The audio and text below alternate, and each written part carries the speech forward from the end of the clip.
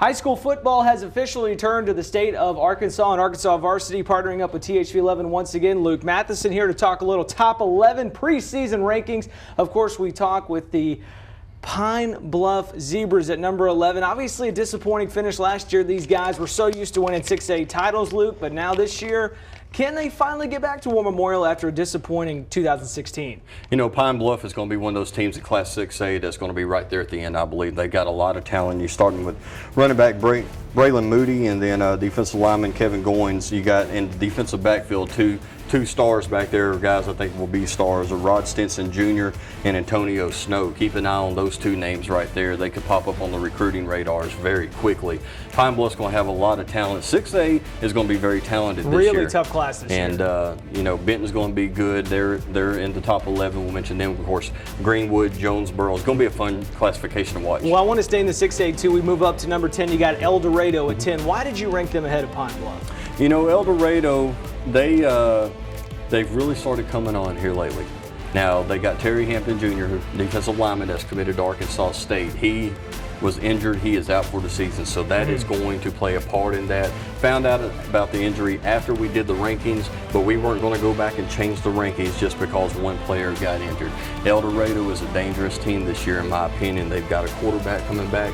If they can get that offense going, we've seen in the past, you give Scott Reed a good offense, look what they can do. I'm telling you right now, we're going to see what the Wildcats can do. Now, you move up to number 9. We go to the 5A.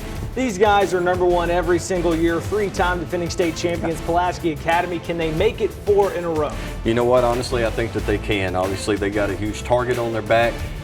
You're going to win 5A, you are going to have to beat Pulaski Academy somewhere along the line. Hey, that's just another year, same deal, man. That's same it, thing. and they are loaded with talent. You got Lane Hatcher at quarterback. You got Trey Johnson at wide receiver. Got offers from all over the place. Luke Jones on the offensive line, committed to the Razorbacks. You got Alan Amuamua on the defensive line. You got Hayden Henry. I like the name. I like the player even better. Them Henry boys, I tell you what. And Hayden's another one committed to them Razorbacks and going to follow in the steps of his father and both of his brothers. And he may be the best Henry of them all. Absolutely crazy to see. When we look at number 8, Conway up to Faulkner County, man, these guys, it seems like as soon as Braylon Smith headed off to UCA, they kind of fell off a little bit, still looking for identity at quarterback. Why do you have the Wampus Cats there? You know, Conway is another one of those teams that they're up and down, like you said, but when they're up, they're up. And they got some talent. They got a nice little running back named Michael George to keep your eye on this year. And Conway is a team that I think will compete. Quarterback's the question. They got a couple of guys that they're going to rotate and try to play. But if they can get their quarterback play down, Conway can be very dangerous this year. And up to 7, we head to Northeast Arkansas, a place you and I have called home before. Jonesboro, the Hurricane. Obviously, every single year it seems like Jonesboro in the 6A, they're right on the doorstep. They can't make that final hurdle. What puts them at this position now, and can they make that final push to make War Memorial? Jonesboro has the talent to do it this year. Remember last year we said thing about North Little Rock, and I said North Little Rock had the talent to go to a state championship game. They did it. They fell short. Jonesboro is in the very same boat this year. It looks like they're going to run a dual quarterback system with Tyson Williams and A.J. Aycock, 2 very capable quarterbacks. Then you have offensive lineman Noah Gatlin, another guy committed to the Razorbacks, and defensive lineman Jacarvis Anderson, one of the top defensive linemen not only in the state but in the nation. They got talent on both sides of the football. Jonesboro's a very dangerous team this year. We're going to see what happens. Of course, staying in the 6A, absolutely loaded. Greenwood, I think last year everyone thought they were going to finally push through, get that state championship. Russellville comes out of nowhere. Billy Dawson leads them to a state championship. He's now with Fayetteville. Let's talk about Greenwood. Can they go back to one? Well, we're going to talk about Billy Dawson and Fayetteville here in just a minute. But I think in 6A this year, Greenwood is the team to beat. Obviously, another Razorback commit, and Connor Nolan will lead that team this year. Baseball and football. Baseball and football, dual sport kid.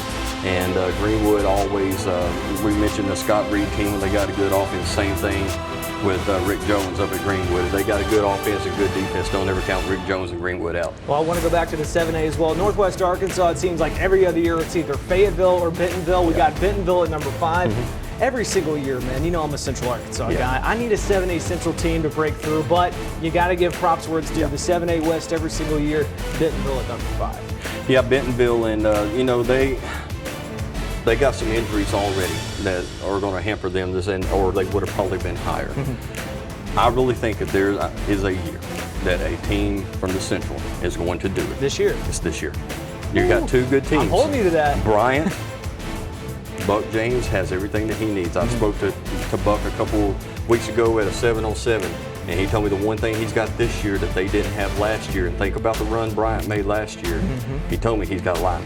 You give Buck James a line, you better keep an eye on Bryant this year. Absolutely. Well, Bentonville right there. And let's talk about Bryant, too. They obviously make that magical run to the semifinals. I don't think anybody thought they'd go that far, at least in Coach James' first year. Now in his second season, Ren Heffley at the quarterback position. Bryant could make a lot of noise. They really could. You mentioned Ren Heffley, of course, the guy that came up in that Pulaski Academy system. Any kind of quarterback that comes out of that system is going to be a good quarterback. Now, Bryant is definitely benefiting from that. You also got a linebacker named Jacob Neal. Bryant has a lot of talent this year, and one thing that Buck James, like I said a minute ago, one thing Buck James said was that keep an eye on his offensive and his defensive lines. History has shown when Buck James has had a good offensive and defensive line, go back to the Camden Fairview teams, they played for a state championship. They did indeed. He won a state championship down there Yes, as well. did. But we go to number 3. We got to talk about the team that beat Bryant in the semifinals. They go to the state championship. They were looking for their first title. Fayetteville, they put it on North Little Rock in that state championship game, but you got to think that experience is going to help Jamie Mitchell. Yeah, Jamie Mitchell, we've all seen his resume out of Mississippi. He knows how to win championships, and he's got a lot of talent this year. You got David Chappell coming back at quarterback. You got Brandon Thomas at running back, and Deontay Montgomery at wide receiver. Deontay was the Arkansas varsity football camp overall MVP. Just a phenomenal football player. I think he's going to do big things. You got on the defensive line Xavion Moore, an all-state kid.